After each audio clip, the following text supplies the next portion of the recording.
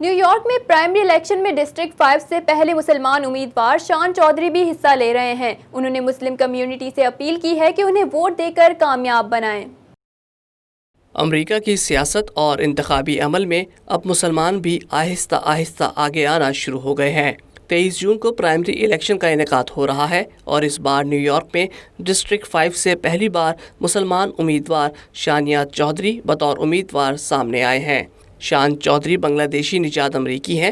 2011 سے 2017 تک United state marine کور میں خدمات انجام دیں اور 2017 میں جان جے کالج آف کرمنل جسٹس سے انہوں نے گریجویشن مکمل کیا۔ پیشے کے اعتبار سے بار ٹینڈر بھی رہے ہیں۔ ڈسٹرکٹ 5 میں 15,000 مسلمان ووٹر رجسٹرڈ ہیں۔